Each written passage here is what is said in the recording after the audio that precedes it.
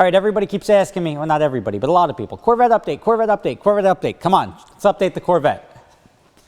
So I guess the Corvette update, the best thing to tell you is this is essentially why I got tired of modifying cars. And this is why people should always think twice about modifying cars. Nothing is easy. And when you modify cars, you run into things that you have to custom fabricate stuff. And then you're sort of beholden to the guy who did the work, because then you bring it to somebody else and they're going to tell you how terrible the original work was. It's sort of a big circle jerk and it sucks. Something that should be an easy fix. The Corvette update is right now it's not running. And the reason it's not running is because David Patterson was here. And I'm like, hey, David, take it out for a drive. And as soon as we started it up, the battery was dead from sitting, even though it's got the battery cutoff switch, which shows you how long it's been sitting. And the car started to overheat. Yeah, you can see it dripping down. Yep. Damn, you can see it from here. Yeah, you can see it pissing right onto the... On the pulley. That's what probably was leaking before. Yeah. Pumping. Stupid.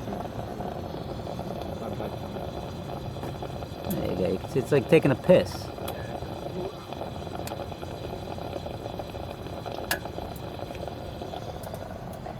So, David, this is why you're not driving my car.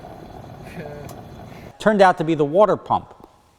On any other car, not a big deal. You swap the water pump. A GM LS3 water pump is 120 bucks, 150 bucks online.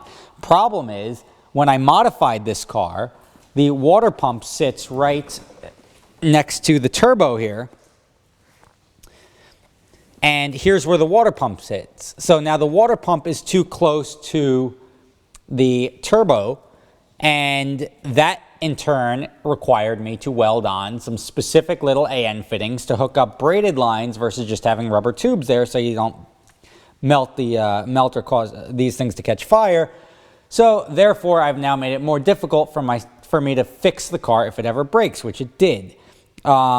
Just an idea of how much of a pain in the ass having a modified car is, and why eventually I stopped modifying cars of this nature, is even this. I bought this 76 millimeter turbo kit through Hinson Motorsports, and this is a single turbo kit.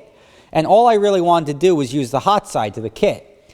And little things that you don't realize, like this guy designed it, and this is where the factory oil cap used to be over here. Now the oil cap wasn't able to close because of the turbo. Now this is the turbo here. If you guys don't know what you're looking at, turbo, downpipe. So I had to relocate this over here with a passenger side, or with the driver's side valve cover. Had to cut a hole in it, do a little weld job here. So this is on here.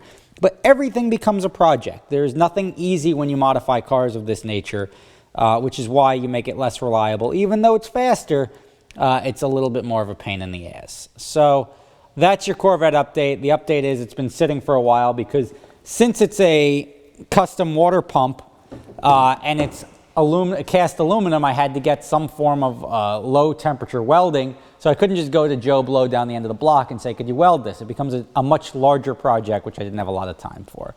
So it's out right now getting welded. It'll go back together. It'll be up and running shortly. And then I can give you an actual update on the Corvette. Right now it's not running. We'll get it running. We'll get David Patterson in here and get his thoughts on it. There's your update. I will catch you next time.